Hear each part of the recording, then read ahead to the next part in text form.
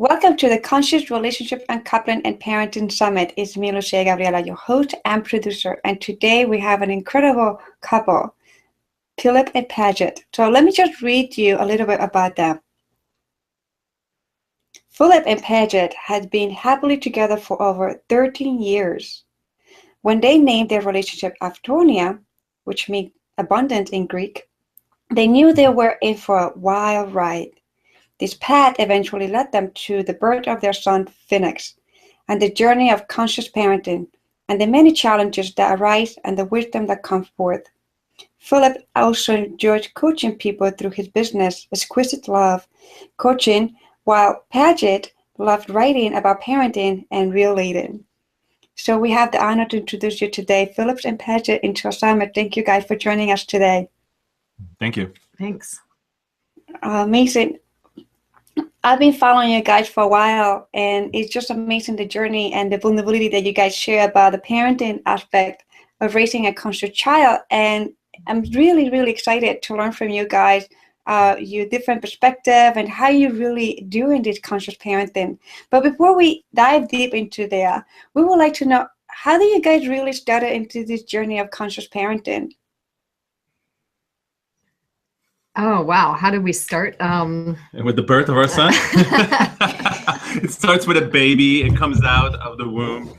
And then we just don't have a choice anymore. Yeah, well, I mean, we very specifically chose to have a child, but I think there are lots of communication skills that we learned beforehand that we thought would be helpful, and sometimes they are. So I think that it begins with kind of an individual journey. And then once you have a child, suddenly you realize that some of those tools work and some of them are totally inadequate. And then sometimes you're just making stuff up on the spot. Yeah. So. I would also add that, you could backtrack the journey to how we grew up.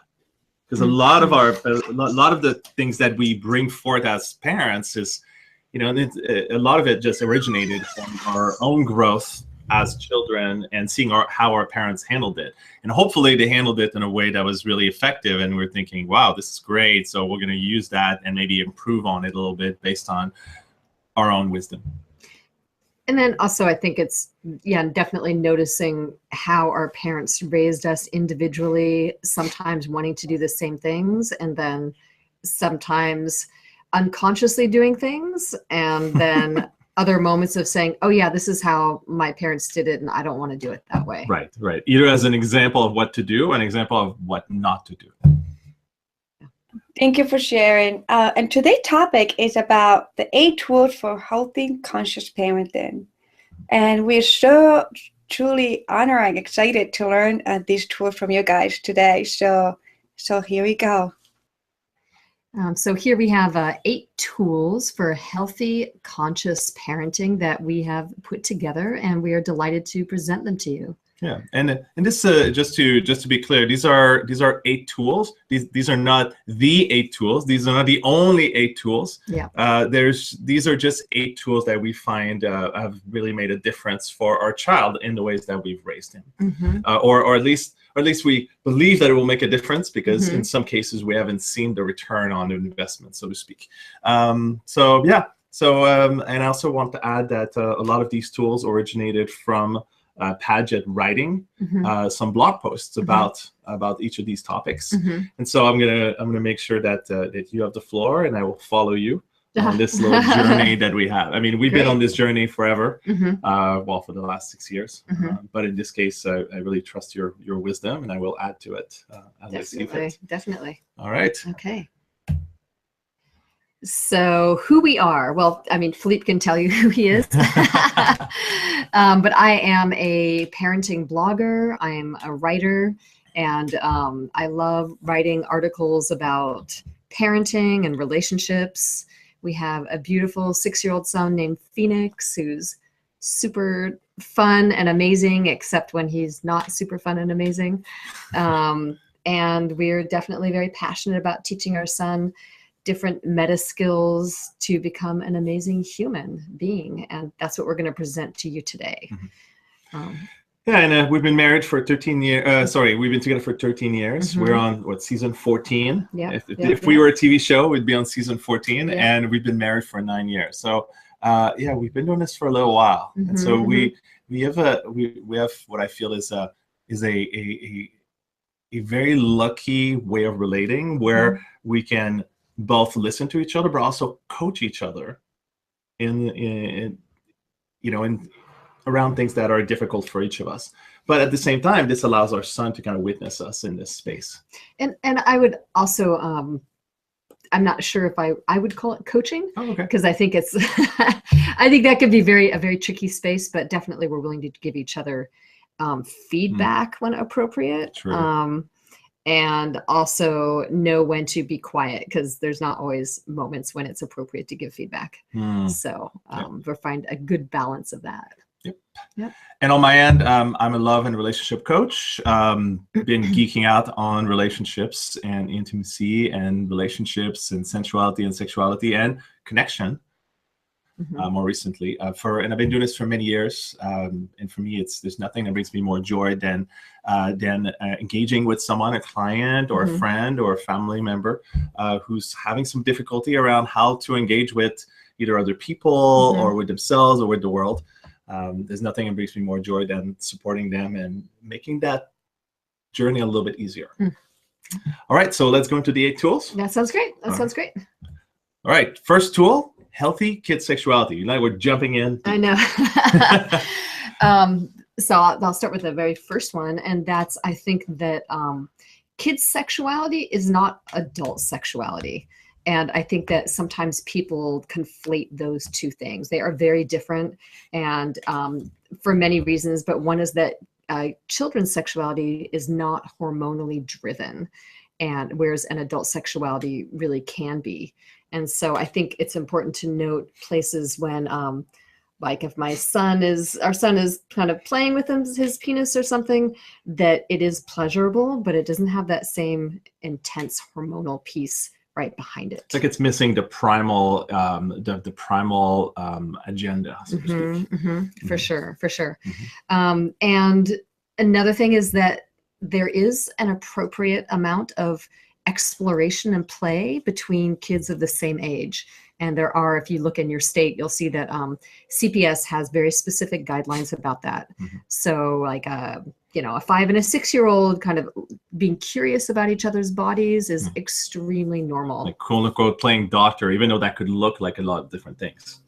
Definitely. I think that the key around that is that exploring and being curious, if you look at the guidelines, is the one sort of guideline that really pops up is that kids are not simulating adult sexual behavior. And by that, I mean, if your child is engaging in oral sex or simulating intercourse, then that would be something that's more unusual and to look more deeply into and kind of to ask more about. Yeah, like why is your child doing it? What are they witnessing? What's going on in there? Yeah. At the same time, there are things that children will do that is a healthy expression of exploration of sexuality, such as, well, what does your part look like, and what does it look like this? Yeah. And then there can also be, and we're not going to go more deeply into it this time around, but there's a whole conversation around why are some kids circumcised? Why are some not? Right. Our son has certainly noticed he changes in the locker room for swimming lessons, and he's definitely seen other penises. And so we've talked about why they look different and other things like that. And then I would, to that point too, all of these, we teach our son appropriate names for body parts. And so it's not that he's got like a dingle dangle and a wee wee, but he knows that he has a penis and testicles and scrotum, that he has seen me naked before, that I have a vulva, the difference between vulva and vagina and anus. And so he actually knows the appropriate names, and there's no shame around it. It just, that's what you call them. There's plenty of times for nicknames, and at this point, later on, even now, if he were to address that, but for us, it's actually correct anatomical names. Yeah. So another thing that's important to realize is that it's very difficult to teach your child healthy sexuality if your relationship to sexuality is not healthy, or if there's a lot of taboos that are present, so that when you try to engage with it on a personal level, say with lovers or with your husband or wife or partner, that if these taboos show up all the time, they will also show up with your child. And then your child will just sort of like absorb that information and that way of being around sexuality, because that's what they have to base their exploration on. And so if you grow your relationship to sexuality into something that's more healthy, if you notice that there's a lot of taboos, or there's trauma, or there's a lot of difficulty in engaging with it, if you grow that into something more healthy, then your child will also grow with something more healthy. So one of the other aspect is consent has to be present. So whether it's around, and we're going to talk about this in just a second, but whether it's exploration in conversation with you, because they want to see your body parts, they want to know what they look like, or if they're exploring with other kids, it's important that everybody is consenting to this. So we're going to go into what that looks like in just a second. All right. So this is consent. Yep. So consent means that everyone is happy with what's going on. Yep. And I would also say that there is a kind of healthy and normal component to that. That's also really important. And that's what we were just talking about. When it comes to body stuff, we are really careful around like hugs and kisses and affection. And we actually model that to him. And we request that all adults around him ask if he wants to be hugged and kissed, because he's very affectionate. And, sometimes he doesn't want to be hugged or kissed. And that's actually okay. And we've been doing this ever since he was able to say yes or no. And from that point on, we always asked him, like, do you want a kiss? Do you want to be hugged? Do you want to be picked up? Do you want to be scared? Do you want to be tickled? And by doing this, we're showing him that his consent matters, so that when later on he's engaging with us and he's touching us in ways that we don't want, we can actually say no or stop. And if he doesn't, we can actually turn around and say, well, when you say no or stop, do we stop? And he will know and trust that we do that, and we can request the same from him. So it's a mutual respecting as we're teaching about consent. And I think the other piece of it too is that children, for some people, they require their children to be affectionate with family members, and that means that the child is actually overriding a no response. And in the future, it makes it harder for the kid to override that kind of response, because you're basically training that child to be a yes to something of a physical nature that they don't actually want to be a yes to. And so that's really, really important to us. I also want to add that most people see consent as permission. They think consent is, can I touch you here? Can I do this? Can I do that? But really, what the permission is just a piece of it. When you add connection to this, then there's a mutual willingness to do what's best for both people. And that's what, to me, is really true consent. Is there's a connection plus the willingness to check in. Is this okay with you? Or may I do this? Or may I do that? And if your child grows up with this day in and day out, it will become second nature. They won't feel like, oh, I have to ask again. It will just become this thing that's normal, just like saying please or thank you. All right, and of course, there's so much more to say about consent. But basically, if you model it and you use it with them and you respect them around it, they will grow with that. But you have to embody that yourself, just like sexuality. So the other piece I want to add was around tickling. So some adults feel very uncomfortable around kids, or they've learned to engage with kids by tickling because there's a seemingly positive response to that, right? You tickle, you get laughter, and you're like, oh, great, the kid likes me. But actually tickling promotes a physiological response, which means the child isn't actually a choice around that. And I know adults who have had really bad experiences as children actually being tickled, and they found it very torturous. And so and I had nightmares about it too when I was a kid. Totally. The other way is if you are actually pretending to tickle, not actually touching the child, and then the child responds, and the child is it laughs, and that's an Tickled. emotional response. They're tickled by the pseudo tickling, right? And then we've noticed with our son that sometimes he actually requests to be tickled. Yeah. And that's a whole other thing where it's like he wants it and he wants that response.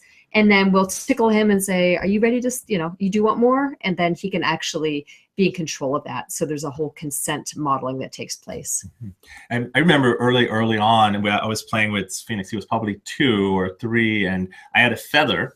And that was one of the early experiences of tickling where I show them the difference between slow and soft and fast and tickling. And then I would ask him, well, which one do you want? And he would try one, and then he would say stop, and I would stop. And then I'd say, what about the other? And he would say, okay, let's try the other. And I would do faster with the feather, and I would tickle. And then he would laugh, and then he would say stop, and I would stop. And then we just kind of switch back and forth. And ever since we've done that, he's been able to actually request one of those two, slow, soft, and fast tickle. There's, of course, a million of variations around this, but these are just the building blocks of consent, the building blocks of experiences that show him that we want to engage with him in a way that feels good to him, and vice versa. We want the same from him, so that later on, when he's a young adult and hormones start to rage in his body, that he'll still remember that that it makes more sense to engage consensually than just follow the hormones. All right. Matching the energy of the room. So this is something he actually learned, a skill that he has been learning at school, and we think it's really, really wonderful. So that way, when he comes into a room, he actually needs to notice what's going on, and go ahead and match that, like, physically, but also pay attention to how people are emotionally. So, I mean, we've all had the experience of being perhaps at a quiet gathering, and then somebody enters the room and they're really loud and boisterous, and they just don't even seem to notice. It's incredibly disruptive. And so we've seen him on, like, even at BART, on the BART train. He was there, he's being kind of loud, and I said, hey, Phoenix, just, take a look around, and what do you see? How are people acting? And so he brought his energy down. And then when we went through a tunnel and things were really noisy, he got really loud. He said, Mama, I'm matching the energy. And that was also the same thing. So he could absolutely be loud in that moment. That was totally appropriate.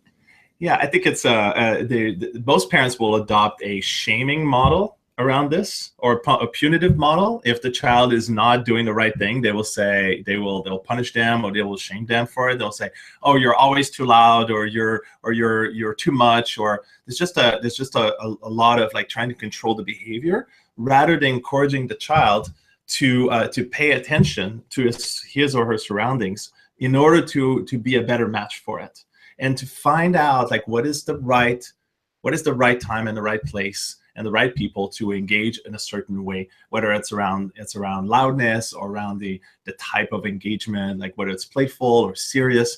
And this is, again, are just building blocks to build awareness in the child. All right. Number 4 is on swearing and name calling. And that's actually a conversation that Philippe and I have been in for quite a while around, like, well, how do we feel about him swearing? How do we feel about us swearing around him? And one day Phoenix said, Mama, can I say a bad word? And I said, sure. And he said, oh, that thing was like fucky pants and shitty brains. And it was totally hilarious. It didn't completely make sense. And then we had a longer conversation, and one was around swearing versus swearing at, right? There's one thing to drop something large on your foot and say a swear word. It's a whole other thing to swear at a person. And Philippe and I have actually never sworn at each other. And or called each other any kind of name. Yeah. And so we're modeling for Phoenix what it means to use, like, an appropriate use of swear words. Yeah, and sometimes, I'll use the hammer and hit my finger, or do something, and it'll be painful, and something will come out of my mouth. But he knows that I'm not, if I'm swearing at the universe, but not at anyone in particular. And so I think there's that pattern that's starting to emerge between us, is we always model what we teach. At least we try. Or at least we try. Yeah. And this also means that when we do something different, he will often notice. He will say, normally you never do this thing. And he'll ask us about it and, in a way, call us out on a different behavior than what we've been teaching him, which is actually the building block of offering feedback to other people, which is very useful. And I think even though he's a child, he's incredibly curious and incredibly observant. And for us to be able to respond by saying, "Oh, you're right. That I didn't do this right, or this was a fail, or I could do better next time," kind of allows him to believe it gives them the confidence to actually give us more feedback because we respect it. The last piece on swearing is for him to notice that there's a right time and a right place. And we went through this and I said, okay, so you said a swear word, what about in front of grandma and papa? And it was like, no. What about in front of your teachers? No. What about, all your friends? And it was like, yeah, most friends would be okay. But again, not swearing at that friend, but an appropriate use of swear words around that person, and making sure that feels okay. I think there's a building block around, if you swear or if you use these words, how will that affect other people? We haven't talked about it specifically in those terms, but it's just a building of awareness of actions and words and how they affect other people. Oh, and one last thing too is that he is certainly at one point he said, "Mama, can you tell me all the swear words?" And I said, well, first of all, I don't know all the swear words. But secondly, I said, if you hear something and you want to know, then just come and ask me.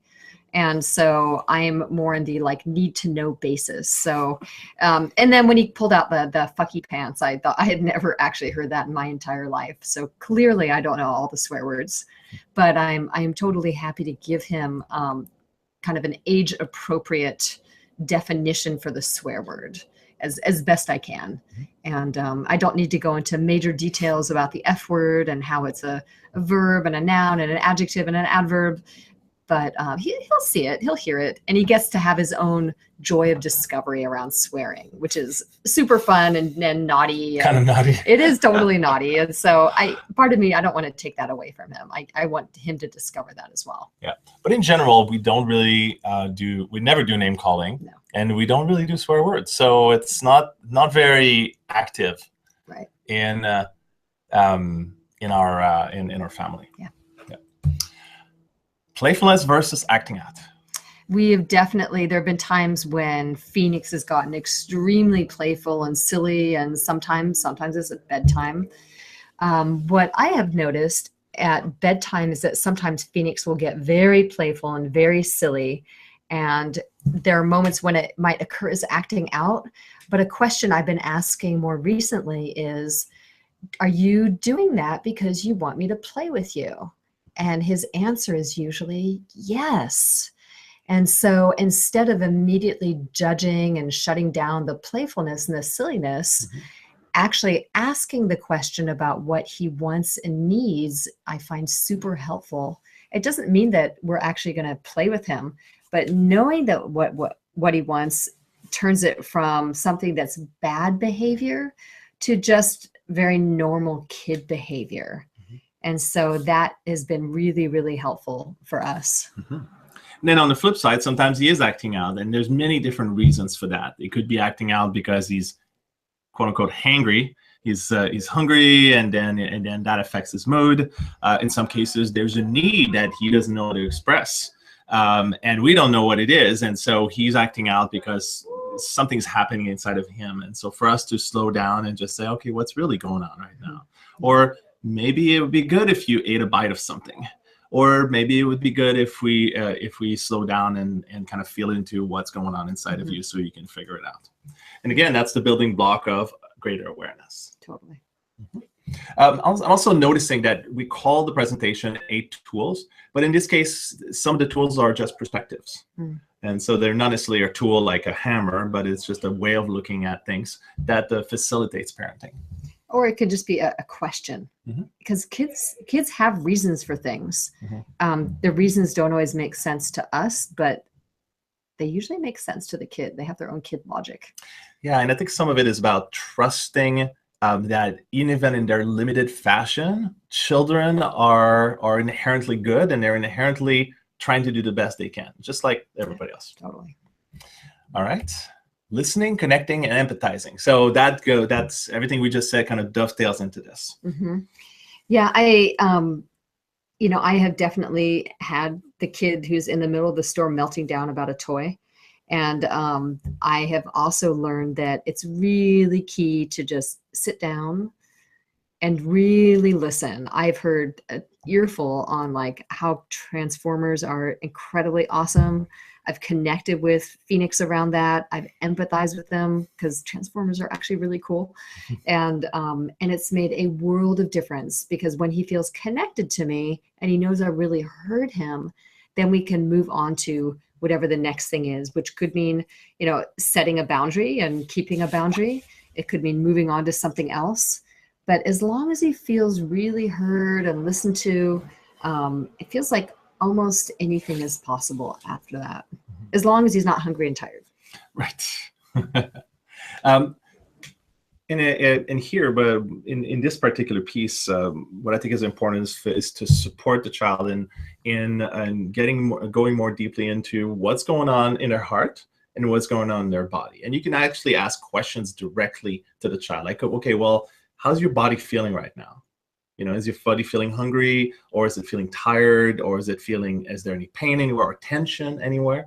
And that's where like giving like very light massage to your child can be really useful, because they can say, oh, I feel tension here, or I feel tension there. This brings more awareness to what's going on inside of their body. And same thing for their heart. It's important to not just say, do you feel good, do you not feel good, but to actually start to use more complex vocabulary that expresses the internal feeling that might be present. Do you feel sad? Do you feel happy? Do you feel angry? So you use the basic emotion words, but then you can go a little bit more deeply, like disappointed, like curious, like confused, and just to see if your child gets it. If they don't get it, then you can go into like, what does that mean? And in some cases, and I've seen you do this, my lovely one. I've seen you throw words at him around how he might be feeling. Like when there's clearly an upset and he doesn't really know how he feels. I've seen you just say things like, well, do you feel disappointed, or do you feel upset, or do you feel lonely, or so there's to be able to use these words as actually beginning to teach them when these words might be useful. And also not, if he's not sad, then he's not sad. We definitely saw somebody at a festival we went to, and there were two kids, and one, I think, had hit the other, and then the father was saying to one of them, oh, you're sad, and you know what, that kid was not sad, that kid was angry. Yes. So it's that balance of giving vocabulary around emotions, but also recognizing, if Phoenix isn't feeling sad, that's okay. I'm not going to insist that he feels sad. But I do really try and observe him and name what I'm seeing, and hopefully that connects with how he's actually feeling. So it is that balance of, it seems like, you're angry or you're upset, as opposed to, no, you're sad. And it was, again, this example we saw, I didn't say anything, but that kid, man, he just wanted to, he was so angry. Yeah. He was not on the verge of tears. He was, and so I wasn't sure. I know that the father was actually and generally doing a great job, but that was just that moment where I thought, the kid is still in that space. Nothing is shifting. And I find that when you name something that the child really resonates with, there is this surrender into that emotion. Like they're finally like, oh, you see me, you get me. Yeah, like I'm not alone. There's definite connection in that. And there are moments where I say, I totally get it. That toy, sometimes there are things that I want as well. And if I have a memory from childhood, sometimes I'll say it, although I'm really careful not to dominate the when I was a child, So it is that balance of really listening and connecting. If I have a very short story where I can empathize and it's appropriate, then I will add that in. But most of my attention is usually on our son. Yeah, I think it's important to say that emotional intelligence and somatic intelligence, which is about the sensations in the body and using our senses to kind of gauge where we're at, we do this ourselves individually, and we do this with each other. And so we model it not just with our child, but also with each other. So he can see us do in action around it. And these are all things that will sort of sink in as memories, where later on he might think, well, what would my mom say? What would my mom do? What would my dad do? And these things can last a lifetime. And so that's why it's important to embody these skills and these qualities as best as we can. And if we don't have these skills really, if we're not very good at them, to actually make an extra effort to learn them, even if it means learning them with our son and our daughter.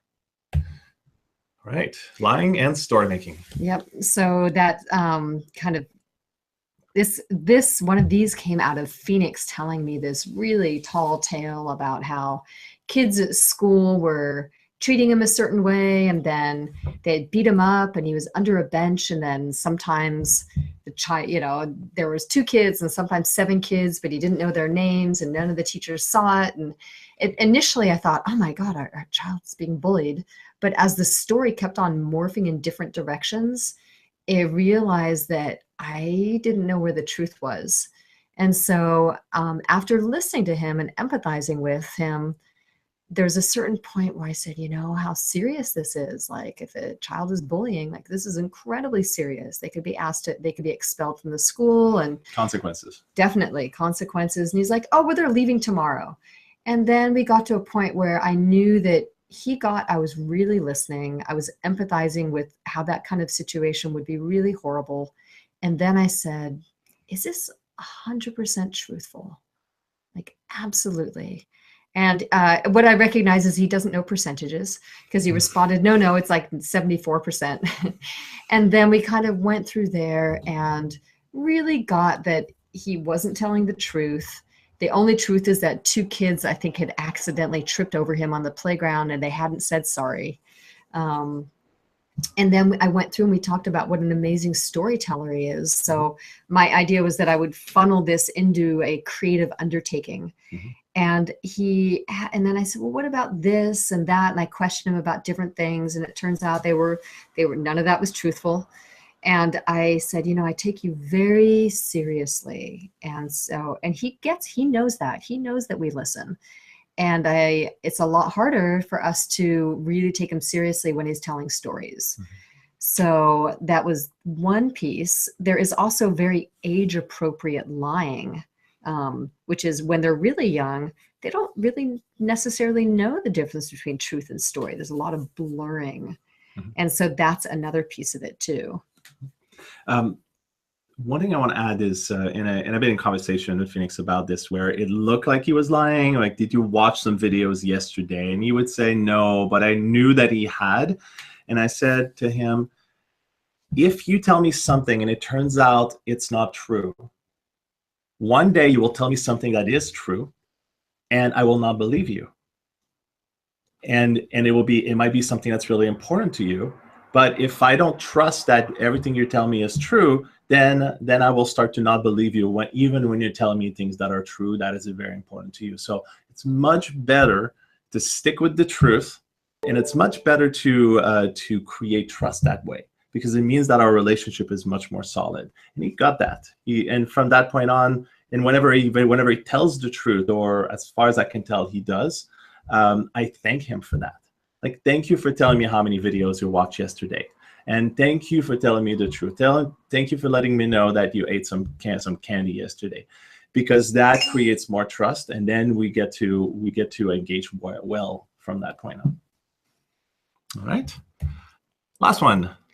Internal versus external motivation. And the internal motivation is something that is originated by the child, whereas external motivation is originated by the adult. And I actually got part of this when I was watching many years ago a Dr. Phil show, and there was a parent, a very helicopter parent, who was all over her kids about doing well in softball and other things, and she was the one driving the entire thing. And Dr. Phil's point at the time was, if you are always externally motivating your kids, they never find it within themselves to actually internally motivate. So along those lines, for example, around activities, I know there are parents who they're like, oh, my child is going to play a musical instrument. They're going to do this and that and that and that.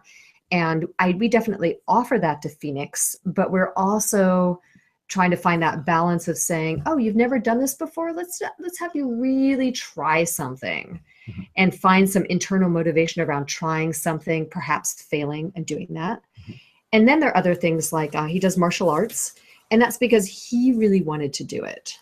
And when it came time for him to step up into like the big kids class, he was going to be going twice a week, not once a week. And it was a bigger financial commitment for us. And both of us, we had this conversation of, is this what you really want to do?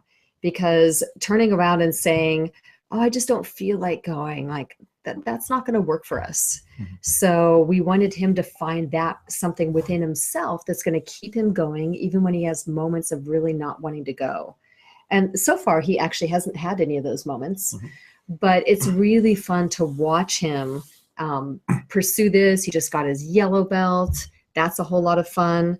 And to see that he really loves doing this and he's working hard and it comes from him. There's also that also goes into consent. We basically engage with him around the things that he truly wants, and he respects him, and we respect him for his choices. Even if he changes, even if he changed his mind at some point, we would say, okay, well, you had said you were going to stick with it, you did not, and let's just pay attention to that. So that next time when you decide you're going to do something, then you can really feel into what your true preference is. And I would also say this is not just a 100% kid-led situation, because I think it's, as adults, and the fact that we do have more experience, there are things that we want him to experience and try. We're not there to twist his arm, but at the same time, it may be that it's just unfamiliar, so he doesn't want to do it because he's scared. And so there's a place to actually step into that and really give it a try, not just lip service. There's actually very little that we'll force him to do. We might be very, we might desire him for him to do something like very, very strongly. But other than for safety reasons, it's very rare that we're going to force him to do something that he doesn't want to do. And again, that goes back to respecting him for his choice. So that he respects us for our choice or anybody else that he engages with. All right, one little bonus bit. Yep.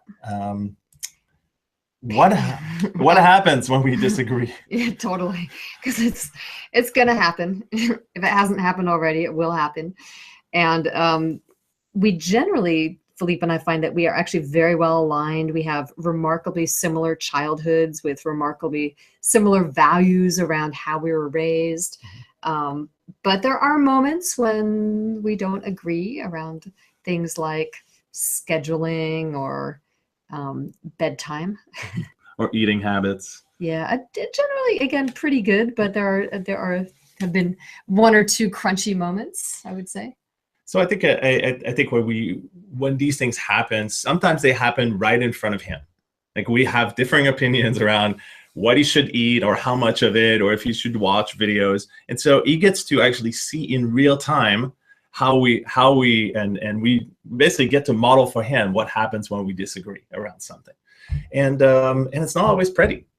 Sometimes it's intense. Sometimes, well, we never swear at each other, never name call each other. But sometimes we're very strongly disagree, and we model holding two truths being valid at the same time, which in some cases might mean that we don't know what to do, and we have to let it go until we have more conversations. And this shows him too that sometimes we can't. There's no solution, or we have to go with one and not the other, even though one person will be less happy, but because something has to be done in this particular case. And so all of it is about modeling disagreement without hurting each other, and while respecting each other along the way. Yeah. All right. We love to support other parents, and so Paget and I coach other couples together. Both around parenting and also around relationships, because let's just admit it, they all go together. Yes. And so if this is something that you're interested in, we'd be happy to support you. Otherwise, you can check out each other's website, exquisite.love for Philippe's, for me, and for Paget, pagetnorton.com, where she has a lot of her articles published. But there's also other parenting sites where she has her articles published, and we'll make sure to have a list on the Thinkific website. Great. All right. All right. It's been a pleasure sharing our different tools with you. And I know there are more, but these are some really good ones that we've discovered and honed over time. Yeah, these are the gems. But if you go look at the Paget's articles, she goes into some of them a little bit more deeply. Yeah, definitely. All right. Thank you so much. Yeah. Thank you, Philippe and Paget. That was amazing. I really like the 8 tools that you mentioned, like the 8 perspective or goodies that we all parents can really be more in tune with them. And I love that you really went above and beyond, bringing the aspect of swearing and matching energy in the room. So I have a couple of questions from parent to parent. When it comes to matching the room, that's the first one, matching the energy of the room. How can we help our kids to walk into a room, be able to be themselves and authentic with who they truly are, while at the same time they are matching the room? Because sometimes it may seem like, well, if we go to an area, a place or an activity that is way too slow, way too high, and their own personality does not even match that. So how can we help them to be authentic with who they are, while at the same time the energy, they can flow with the energy better? Well, I think one is finding kid appropriate activities and events. A friend of mine recently invited me in Phoenix to join him and a group of adults at a brunch. And I said, okay, are there going to be other kids there? No. All right. It's going to be a bunch of adults sitting around a table for 2 hours having brunch. And I thought, well, I could bring Phoenix, but honestly, I think it's going to be really boring for him. And I think in that situation, that I would be setting him up for failure, actually, at his age, to expect him to come and hang out in a 2-hour brunch with a group of adults he doesn't know. And there's no kid play area. So I think part of it is really assessing where you're going to take a kid. You know, is it a playground? Is it a play? Is it a movie? You know, in a kid-friendly movie, then that would be more appropriate. At a wedding, which is pretty quiet during the ceremony, then again, there are things that are totally appropriate. If you have a child who tends to be really boisterous and very physical, then again, I think you need to assess the situation. There might be a place to, you know, take your kid, like a kid play area, that would work a lot better. When they're really young, they have a harder time controlling their emotions and their bodies. And so I think that it's up to the parent to actually assess the situation before going in, as opposed to saying, wow, my 3-year-old is not able to match the energy, or my 5-year-old who actually needs a lot of physical activity can't match the energy. Like, it's not your kid's problem, you know? Yeah. It's something that you really need to take into consideration so they can be authentic, and finding the right places to bring your kid. Like over here, we have ecstatic dance. It's very kid friendly. There's a kid area and there's an adult area, and that's totally a place for a kid to run around. Yeah, I think what happens is that the younger the child, the less range they have around matching the energy. Totally. As they get older, they have more tools. They have more availability. They know themselves better. They know the kind of things they can do in any given situation. So that range goes up or gets wider. And so I think the role of the parent is to set them up for success, so that they have the experience of matching the energy in a context that they can work with. And so don't take your child to something that they can't handle, or bring the toys, or bring the video, or bring whatever it is that, or at least engage with them around what's coming up, so that it's not a big surprise. We're going to a wedding. You're going to have to be quiet. What do you think you would like to do during that time? And maybe they have answers, or maybe they don't, but at least they begin to think about it. So that can also work with family event, that we can ask them, like, how can we interact with you during those, for example, holidays or events And and be, parties.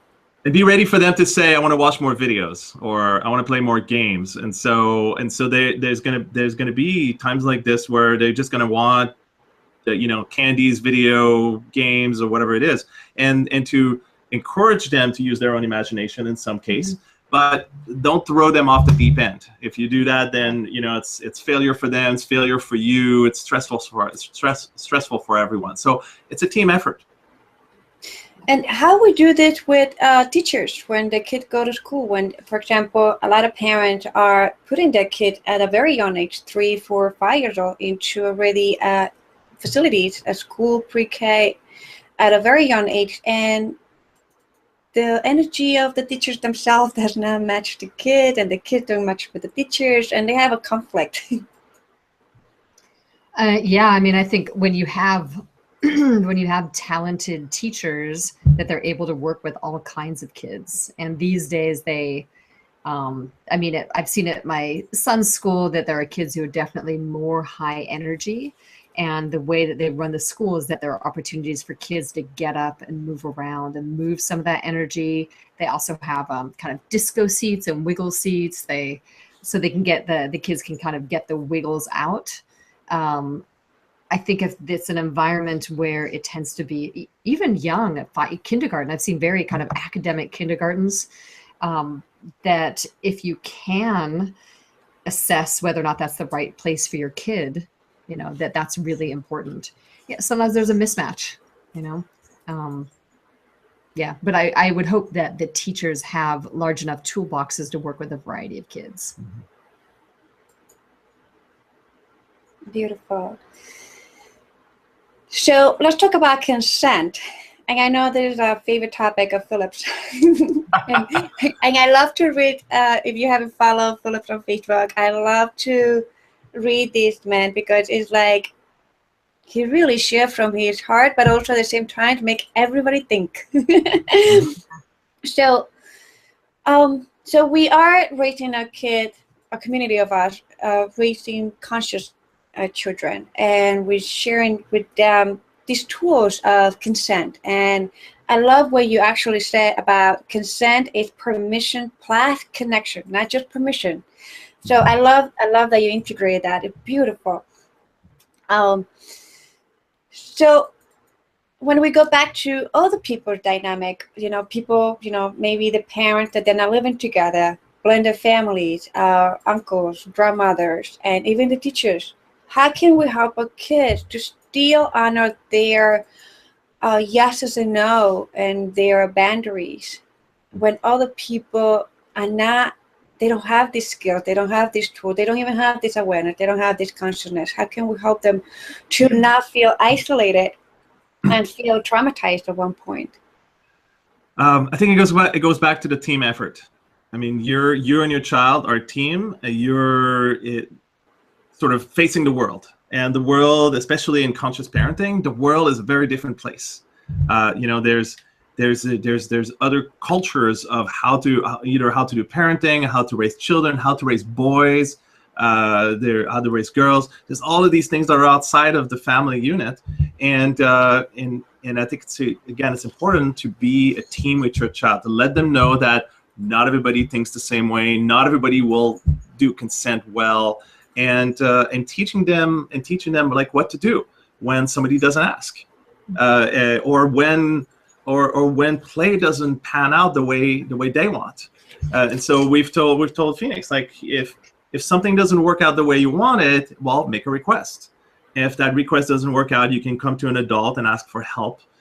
Not because we're going to punish people, but because we're just going to be a team with you and try to figure it out. And he often comes to us saying, "Oh, this is what's going on with these other kids, and I'm trying to figure out how to." And that happened recently at a festival. Like, he was trying to figure out how to play with them while they were not always listening to his consent. And another piece, I think that's important, is for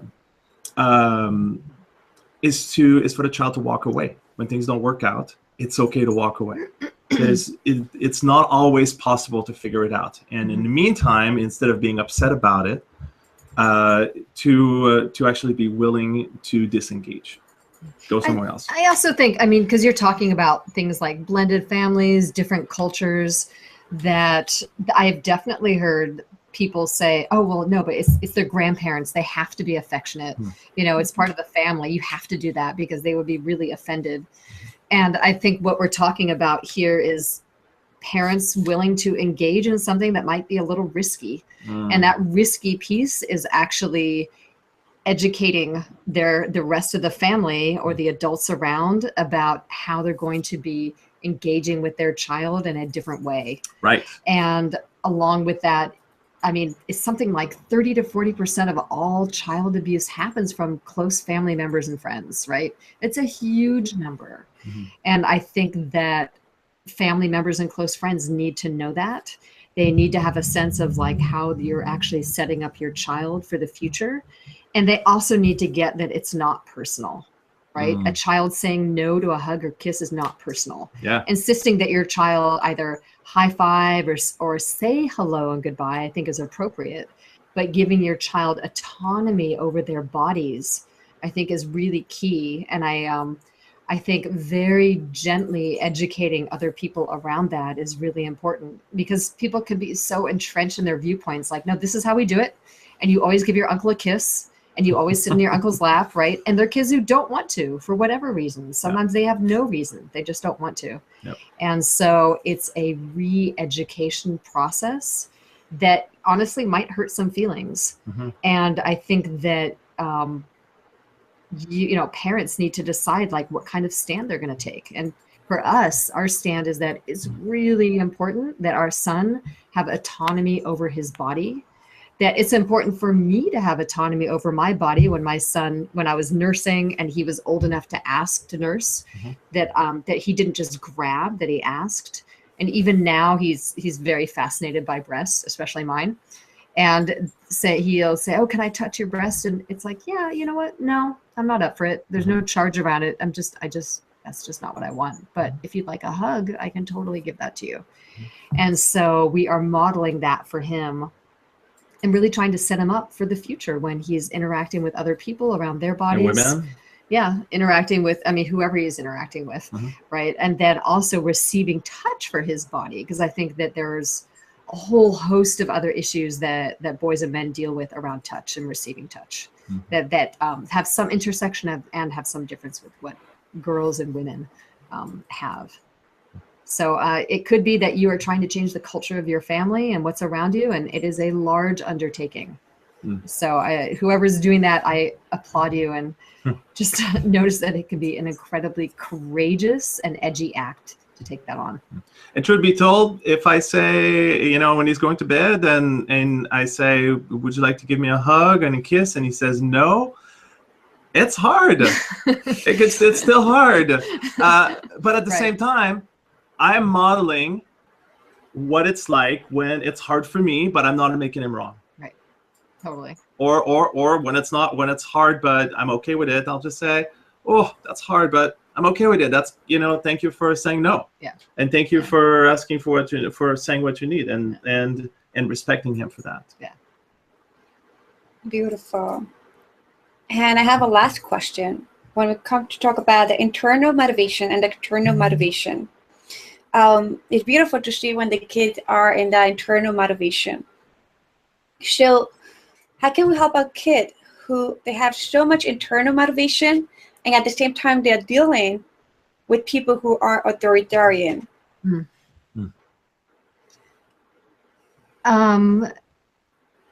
Well, I think it's where the internal motivation is driving them. I mean, they're in the middle of the classroom and they're supposed to do one activity, but they're internally motivated to do another thing. So I'm not sure if that's part of the question, that this is the kind of strong-willed child who wants to do something and not follow kind of what's going on in the classroom or what the parents want. Is that part of your question? Yeah, it could be.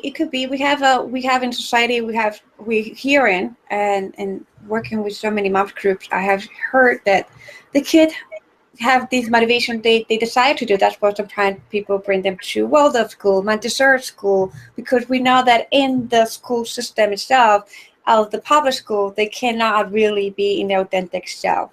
But when they go to other activities, other schools, other philosophies, it seems like there's a flexibility in there, but it's still they're still feeling that their whole motivation is not being honored, is not being respected. And they have to deal with authoritarian people, meaning that very, very strict when it comes to like what it must be done.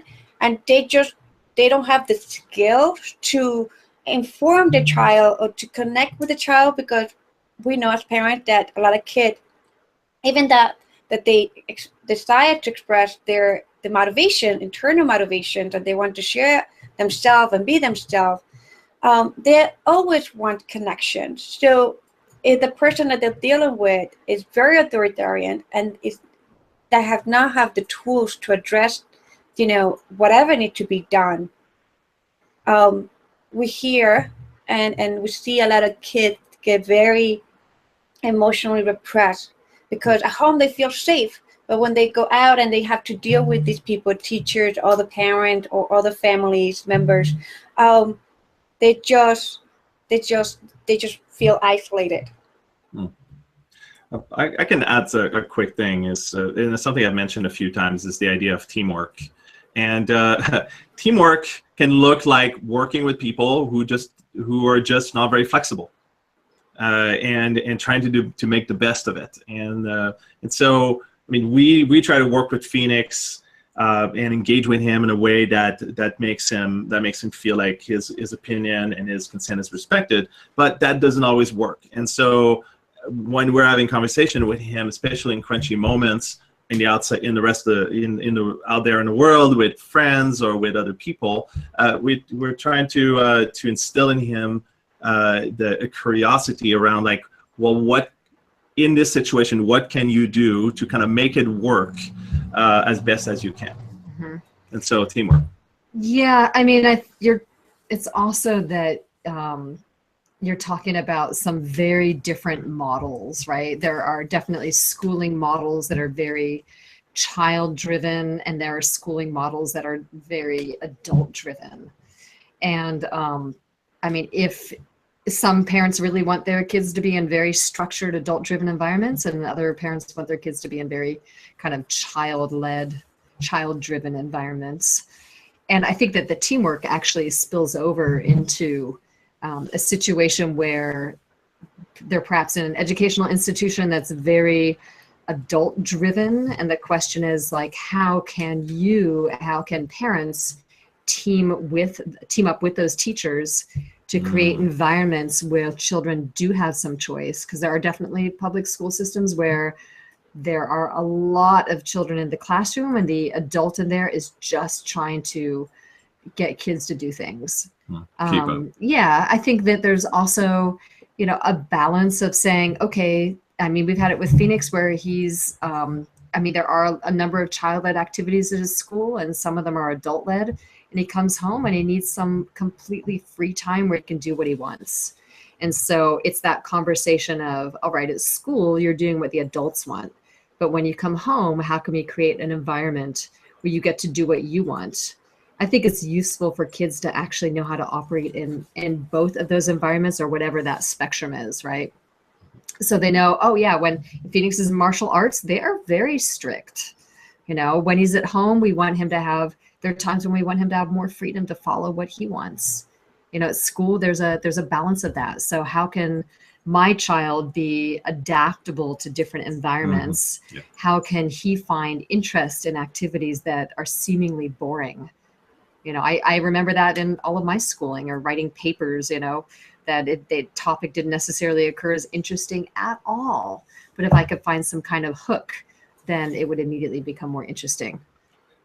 So I think a lot of it has to do with being in conversation with the child around what are his experiences, when were times where he felt like he didn't have as much choice with other adults, or in particular situations, out there in the world, and supporting an inquiry and exploration around like, well, what else can happen? What can he do? How can we support him?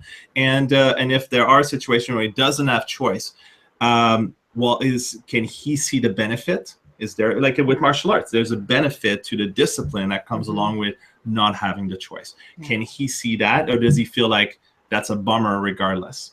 And so there's a growth process and an exploration that can lead to better solutions. And I think too, depending on your child's personality, that some kids really thrive in a very open environment. And I know that a friend of mine went to a private school where it was very open, and he actually needed it to be a lot more adult-led.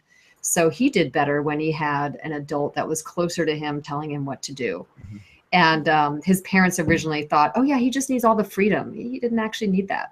So I think it's knowing your child and trying to figure out if it's possible to choose the learning environment, for your child. Beautiful. Thank you so much. Yeah. Teamwork and conversations and being more conscious. Yeah. Amazing. Thank you guys for sharing your goodies, your wisdom with us in this summit. You're welcome. You're welcome. Pleasure. Yeah. And how can we find you again? My website is www.exquisite.love. And I'm www.pagetnorton.com. And you can reach each or both of us if you're seeking support in your parenting or in your relationship. Yeah, and you'll also find us on Facebook. You can follow us on Facebook. Oh yeah, I really enjoy posting a lot of both controversial and interesting inquiries around relationships, intimacy, connection, sensuality, and sexuality. And having said that, when we coach together, there's a big advantage is that our radar is much wider. Yeah. Than if it's just one person coaching. So we often bring a lot more to the table than a single coach. Yeah. Thank you, guys. Thank you again. So thank you, our amazing community, for joining us today to another amazing episode of the Conscious Relationship Uncoupling and Parenting Summit. And we'll see you in the next episode. Bye.